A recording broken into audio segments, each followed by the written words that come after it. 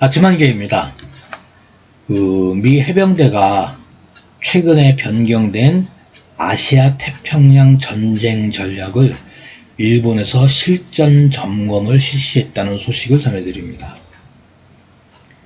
지난 2021년 12월 4일부터 12월 17일까지 일본 전역에 산재해 있는 12곳의 군사기지에서 실시된 레졸루트 드래곤 21이라는 훈련을 통해서 이루어진 사항입니다.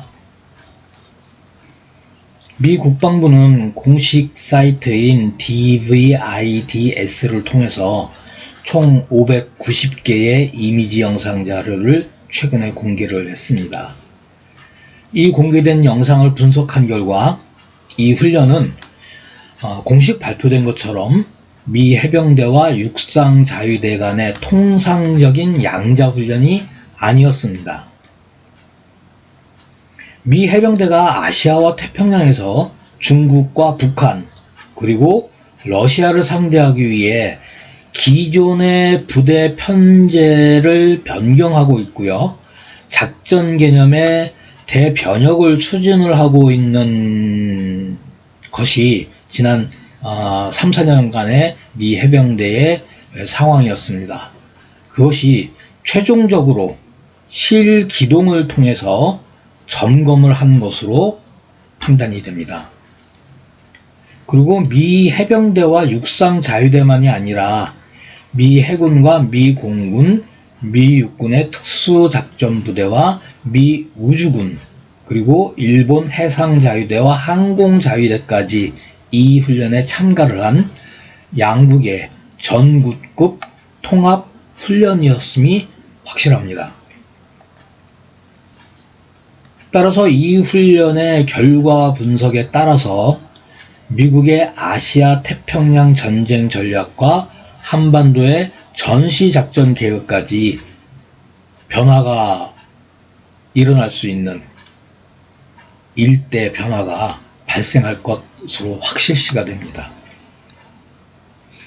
시청자 여러분께서 기억을 하실지 모르겠지만 지난주에 서울에서 제53차 한미연례안보회의가 있었습니다. 이때 양국의 국방부 장관은 작계 5027의 변경 가능성을 발표를 했습니다. 당시에는 작계 5027이 수립이 된 지 시간이 많이 흘렀기 때문에 업데이트를 한다라고 발표를 했지만 이제 보니 그것은 표면상의 이유일 뿐 실제로는 지난주에 일본에서 있었던 이 훈련의 결과를 작계 5027에 반영을 하기 위한 것으로 본인은 판단을 합니다. 미 국방부가 발표한 이 훈련의 개요를 잠깐 살펴보면 일본과 미국이 실시한 역대 최대의 양자훈련이다라고 미 국방부는 밝혔습니다. 특히 미 해병대 제3사단에서 4,000명이 참가하여 원정 전방 기지 작전을 실시했다라고 합니다. 이 원정 전방 기지 작전은 에보라고 부르는 건데요. EABO가 이제 약자고요. 미 해병대가 한 곳에 고정적으로 주둔을 하는 것이 아니고 여러 곳에 기지를 만들어 놓고 소부대를 분산 배치를 시켰다가 짧은 시간 내에 그 분산된 병력을 취합을 해서 이 통합된 전력으로 운영을 하는 분산과 통합을 유기적으로 신속하게 하는 그러한 작전 개념을 에보 작전이라고 합니다. 그리고 육상자위대에서는 동북방면대 제9사단에서 수백 명이 참가를 했으며 미 해군, 공군, 미 육군, 미 우주군도 참가를 했고 일본 열도 전체에서 12개의 원정 전방 기지를 통합하는 훈련을 실시했다고 합니다. 특히 해상 표적을 타격하기 위한 양국 지상 전술 협조 센터를 구성을 했다고 합니다.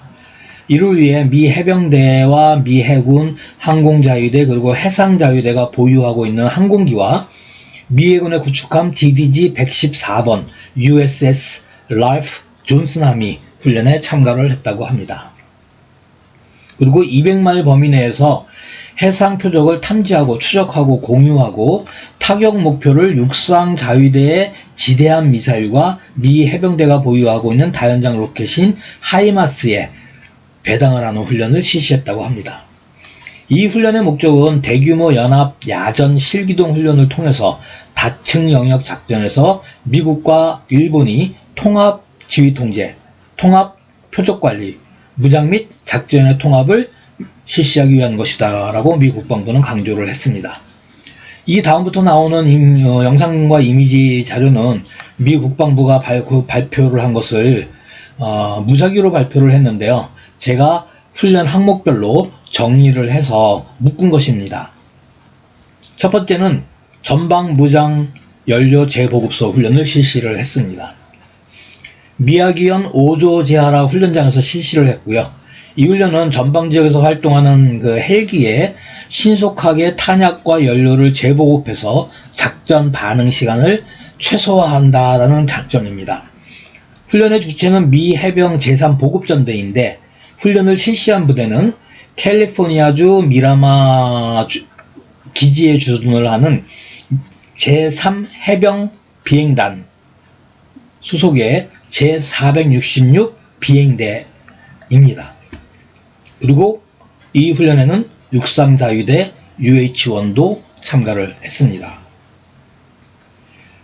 이 다음에 나오는 영상은 시가지 작전입니다. 시가지 전투라고도 얘기를 하고요. 훈련 장소는 역시 오조지하라 훈련장입니다. 훈련의 주체는 캘리포니아주 29 팜즈라는 미 해병대 기지에 주둔을 하는 미 해병 제1원정군 제1해병사단 소속 예하 제7해병연대 제2대대입니다. 시청자 여러분, 지금 제가 말씀드리는 걸 잘 기억을 하시기 바랍니다. 훈련은 제3해병사단이 주최를 했는데 훈련에 참가하는 부대는 제1해병사단과 제2해병사단 부대들입니다. 이것의 의미를 시청자 여러분께서 잘 생각을 해주시기 바랍니다. 그 다음에 실사격 훈련을 실시를 했는데요. 훈련은 이와테현에서 진행을 했습니다. 그 미 해병 제8연대 2대대인데요. 이 부대는 본토 노스캐롤라이나야 캠프 루준에 주둔을 하며 미 해병 제2사단 예하입니다.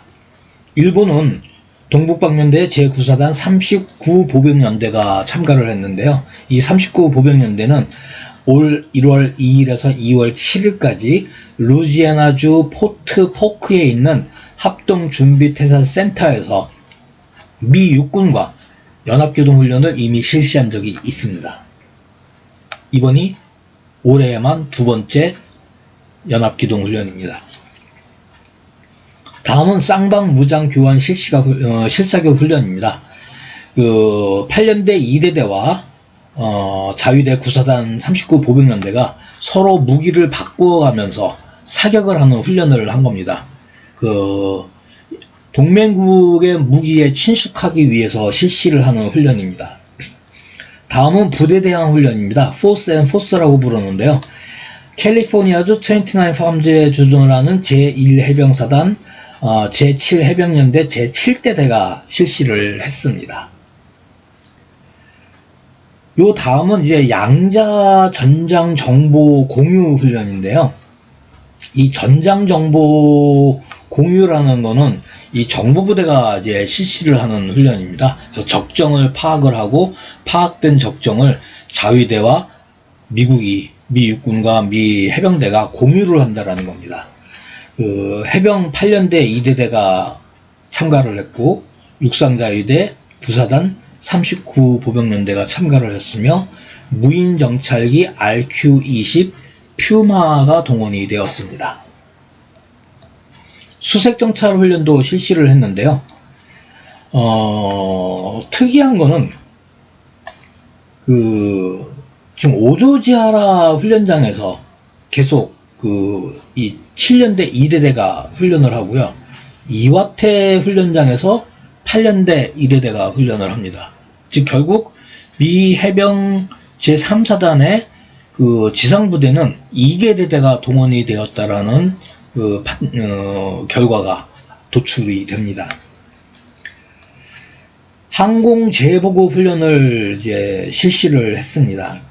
그래서 그 훈련의 주체는 미 해병 제3 원정군 직할부대인 제3 보급연대 예하 제4 전투보급대대가 MV-22 오스프레이를 이용을 해서 그 전투부대에 그 재보급 항공기를 이용해서 재보급을 하는 훈련을 실시를 했습니다.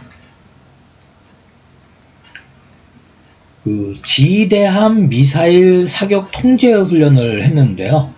사실은 이 훈련이 가장 핵심적인 훈련이고 향후 대한민국 안보에 영향을 미칠 수 있는 영향을 미칠 수 있는이 아니고 반드시 영향을 미칠 겁니다. 영향을 미칠 그런 훈련이고 개념입니다. 훈련은 그 아오모리현 하치노에 기지에서 실시가 됐는데요. 육상자위대 동북방면대 제4 지대함 미사일 연대가 88식 지대함 미사일을 동원을 했고요. 미 해병 제12 포병연대 제3제대가 M142 하이마스 로켓을 다연장 로켓을 동원을 했습니다. 이 훈련의 핵심은 항공기나 수상함이 식별을 한 해상 타격 목표를 육상에 있는 육상자위대의 지대함 미사일이나 미 해병대의 그 하이마스로 타격을 한다라는 개념입니다. 그래서 중국의 수상함의 기동을 견제를 한다라는 개념이기 때문에 이 훈련의 결과가 어떻게 나오냐에 따라서 미 해병대가 일본과 오키나와 이 아시아 태평양에 어떻게 배치가 될지 결정이 날 것 같습니다. 그 다음으로는 이제 특수작전 지원훈련을 실시를 했는데요. 오키나와 가데나 공군기지에 주둔을 하는 제353 특수작전전대 제1 특수작전 비행대 소속의 MC-130J 코만도 2 특수작전기가 전투 식량을 공중에서 투하를 하는 그러한 훈련을 했습니다. 그러니까 적진에 투입이 되어 있는 아군의 특수작전 임무 부대에 추가로 전투 식량을 공급을 하는 그런 임무를 가정을 하고 훈련을 한 것 같습니다. 공중 강습 정찰 훈련도 실시를 했는데요. 미 해병 제3 정찰 대대하고 미 육군 제1 특수작전전대 제1대대 통칭이 이제 그린베레라고 합니다. 이 그린베레가 두가 해병대와 미 육군이 요코타에 주둔을 하는 제353 특수작전전대 제21 특수작전 비행대가 운용을 하는 CV-22 오스프레이 항공기에다가 UTV라고 하는 그 소형 전술 차량이 있습니다. 그 차량을 싣고 강습 침투를 해서 적진을 정찰을 하고 다시 오스프리를 통해서 돌아오는 이러한 정찰 훈련을 실시를 했습니다. 이 훈련의 특징은 해병대의 정찰대대와 그린베레로 알려져 있는 미 육군의 특수작전대가 함께 훈련을 했다라는 겁니다. 침투 지역이 어딘지는 구체적으로 가정을 하지는 않았지만 특히 제1 특수작전대 이 그린베레의 움직임은 굉장히 시사하는 바가 많습니다. 그리고 이제 무장정찰이라는 훈련을 실시를 했는데요.